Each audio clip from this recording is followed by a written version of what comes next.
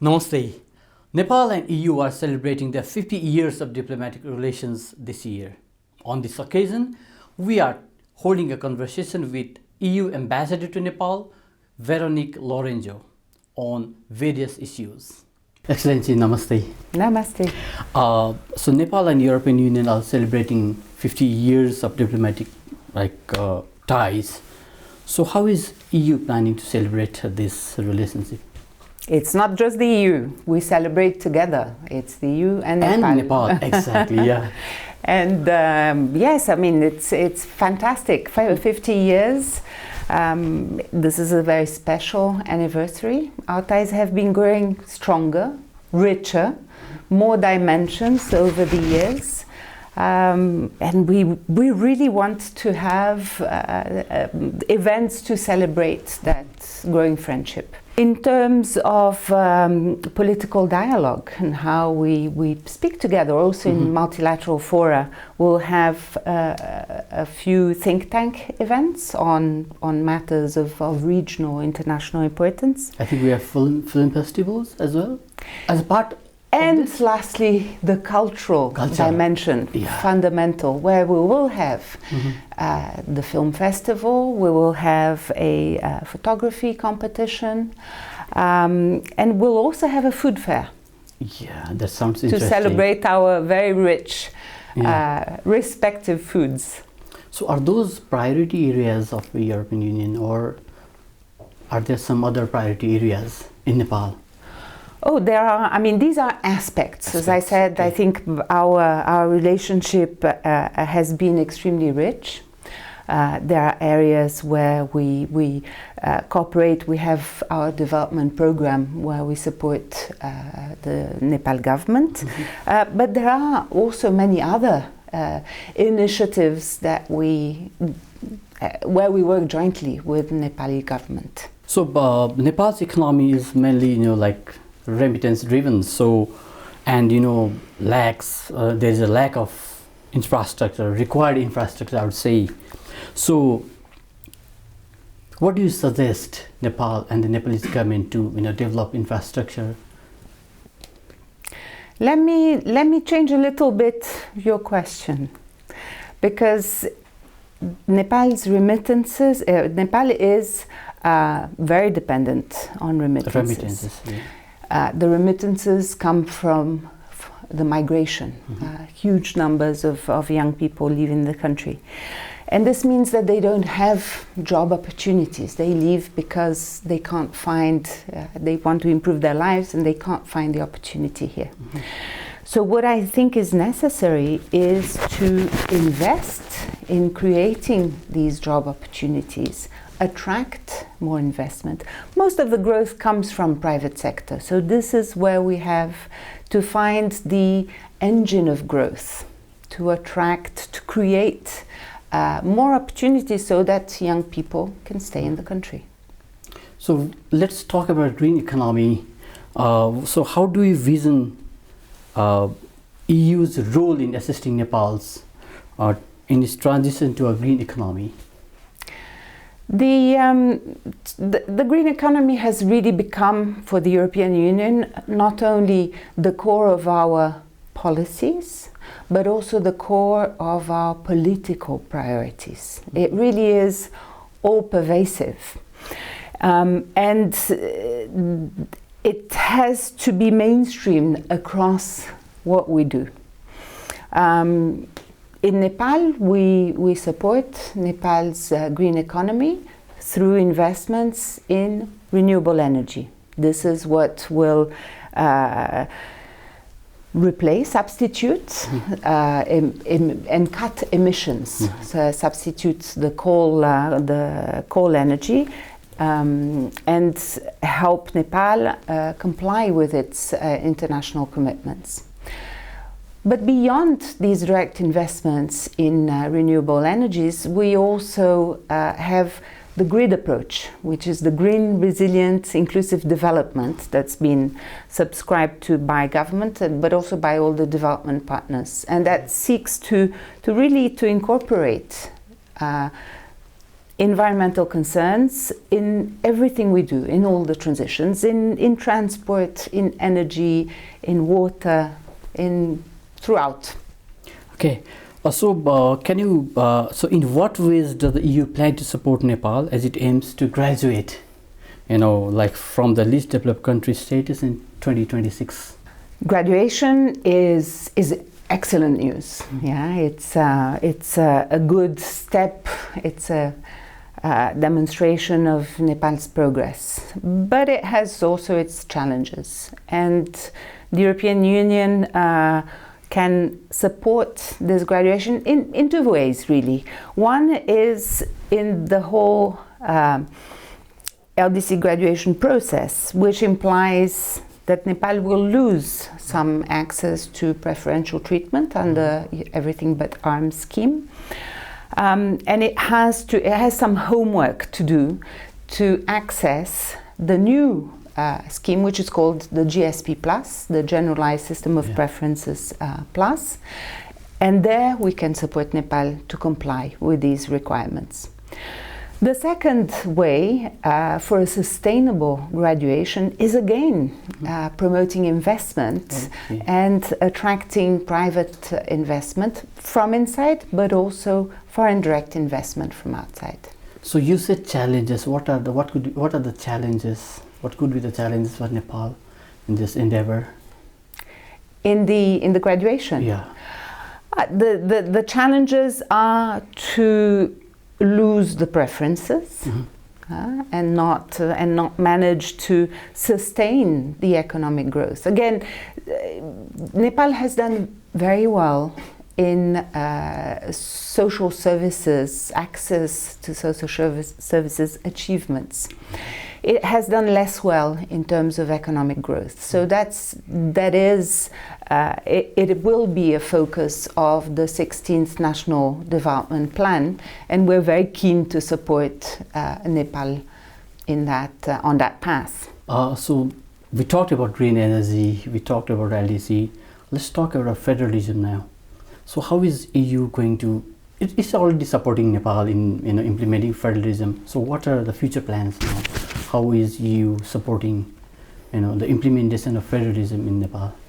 Because there have been a lot of opposing voices in recent times that some of the political parties, they don't want federalism to be implemented. Yes, federalism is a complex matter. It's a complex transition. It's not, and probably because of that, there's a lot of frustration expressed about the lack of delivery. But we have to bear in mind that federalism is still a child. It's only 7 years old, yeah.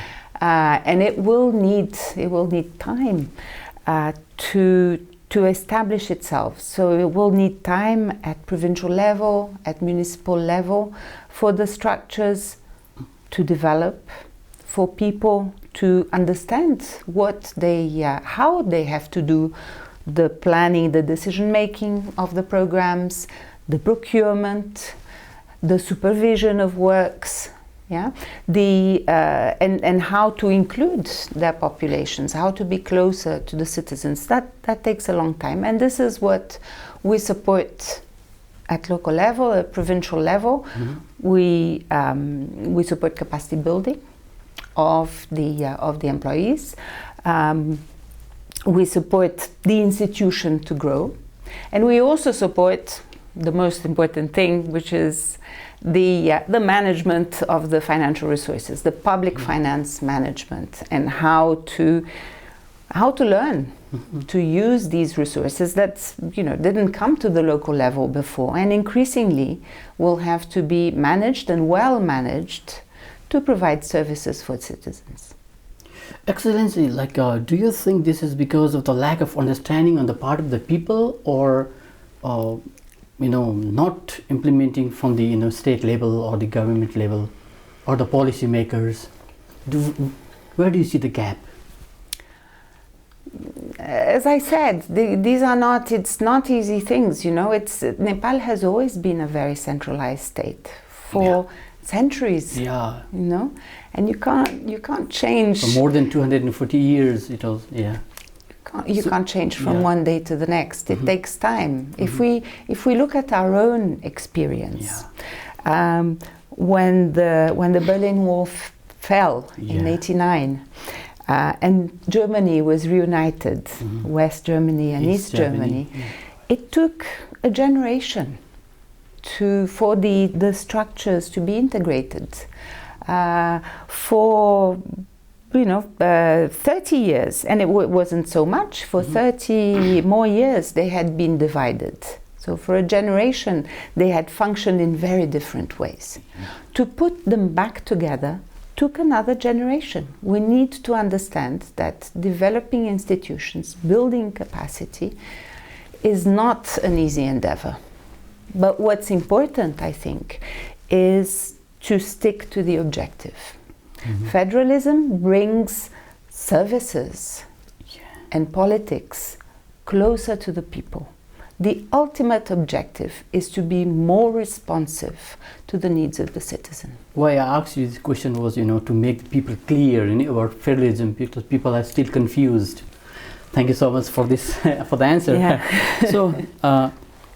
So how do this shared interest, commitment to a rule-based international order, peace, prosperity, human rights and democracy contribute to this strong partnership between European Union and Nepal? Well, these basic values don't contribute. They are the basis for our strong partnership. Every day we work together on the basis of these principles. When we promote gender equality agenda in Nepal, when we promote human rights, one institution we support is the National Human Rights Commission. This is working in coherence with our main values. But this is not only in Nepal, it's also internationally. In multilateral fora, in the UN fora, we have Nepal as a like-minded partner who adds its voice to the protection of these values that we shouldn't take for granted, because in many places they are under attack.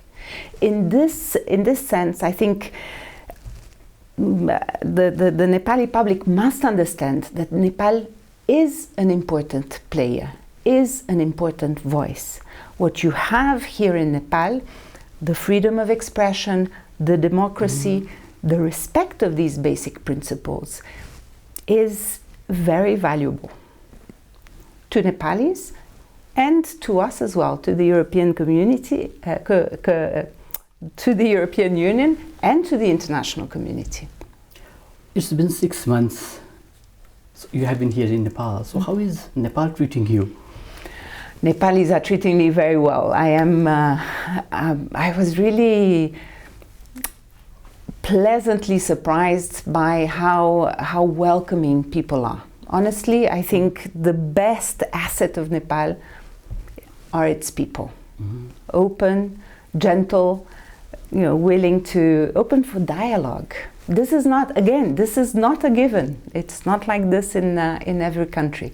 Exactly. And it's a real delight to be here and to try. I'm very curious. I ask a lot of questions about culture, about history, about religion, about politics, and I always get very, very open, very candid answers. It's a genuine dialogue, and that's amazing.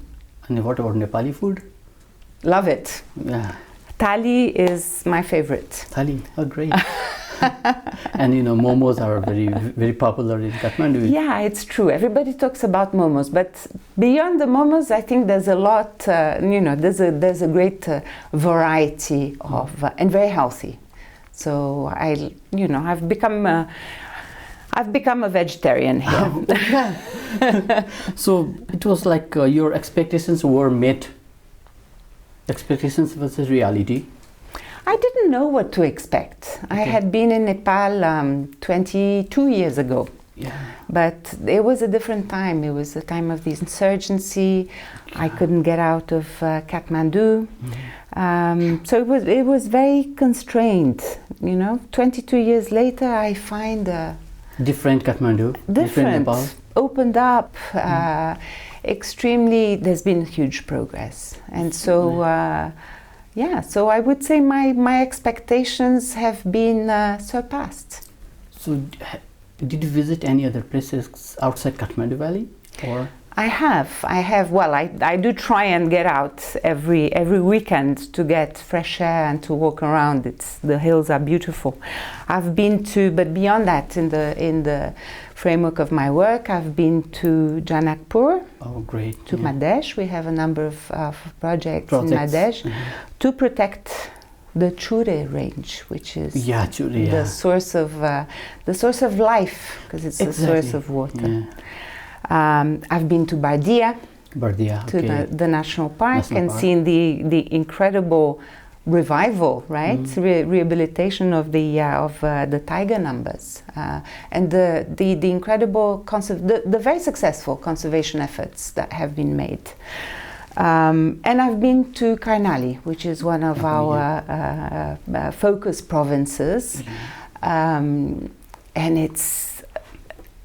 it's great. I mean, there's no tourism because there's very little infrastructure and villages are remote. But it's the beauty and the serenity of these villages. I loved it. Not in the mountain areas.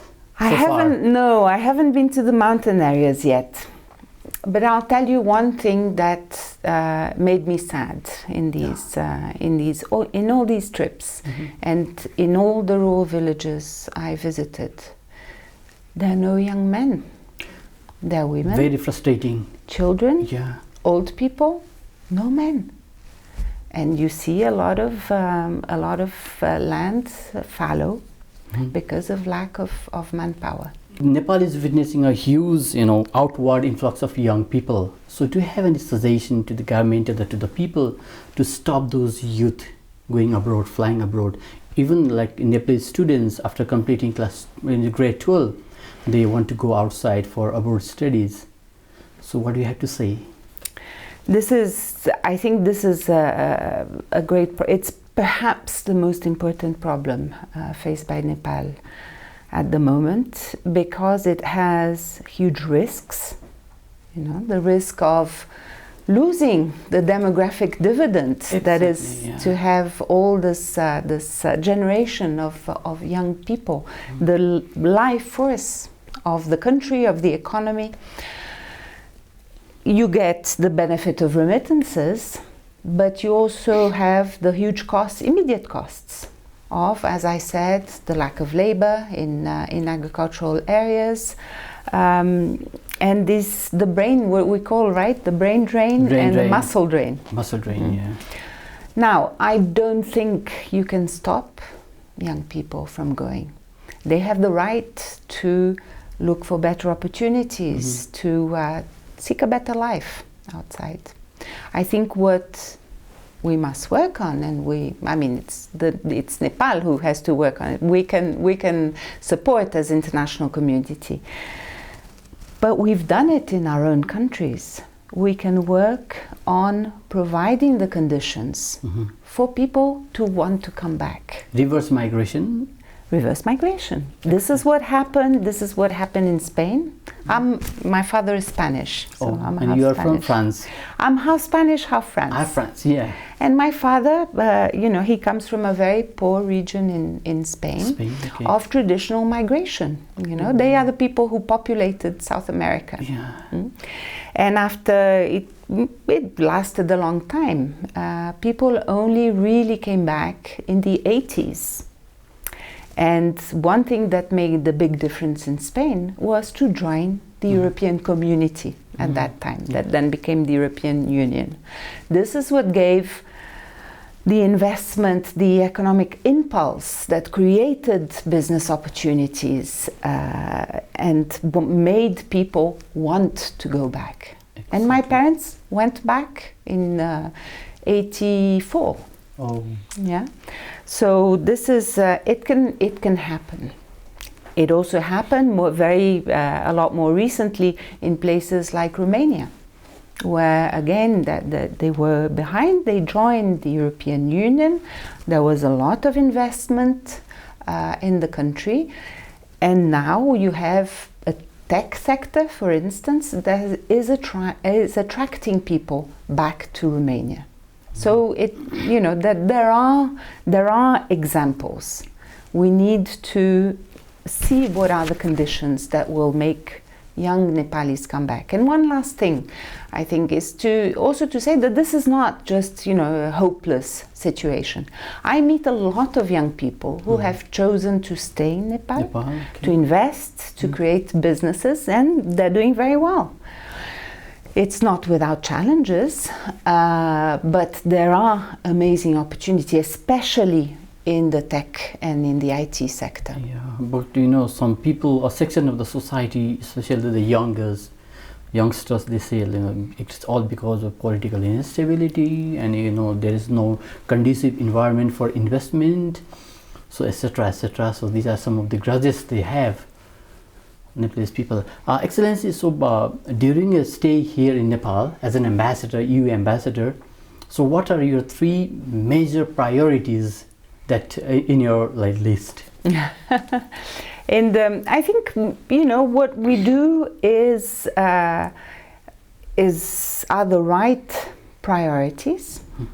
So not only as European Union, as I said, as Team Europe, Team Europe, with our member states, we invest in green energy, renewable energy. This will continue to be an engine of growth, and it's important for inside Nepal, for the consumption of Nepal, to provide the energy needed for other sectors to develop.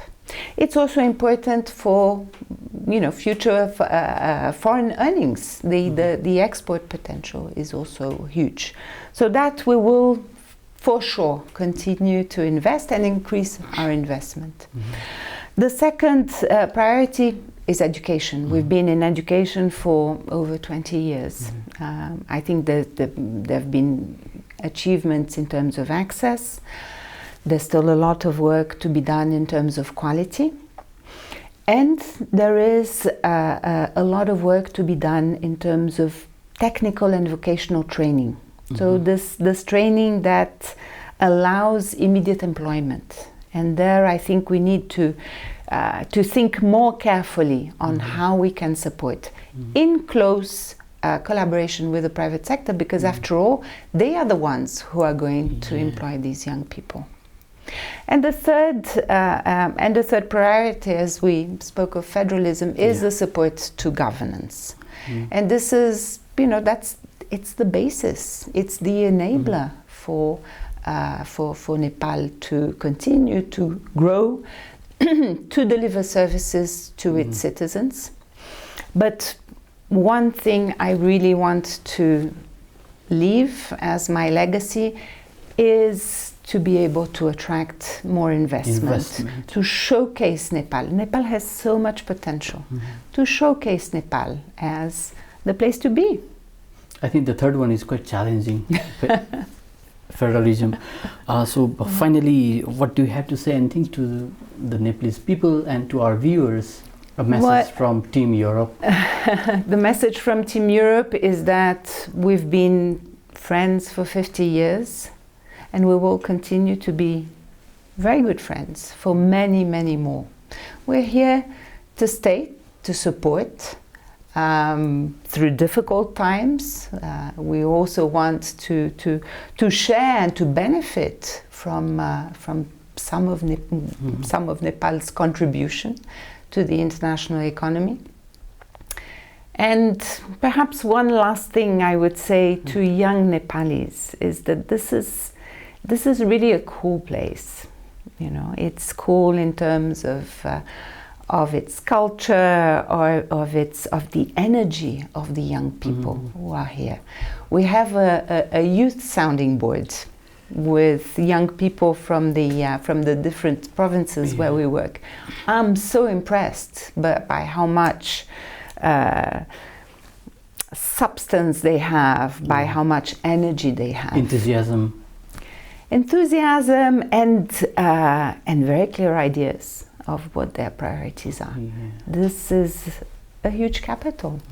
It's a cool place. I wish more people knew how cool Nepal is. Thank you so much for your time, Excellency. Thank you so much.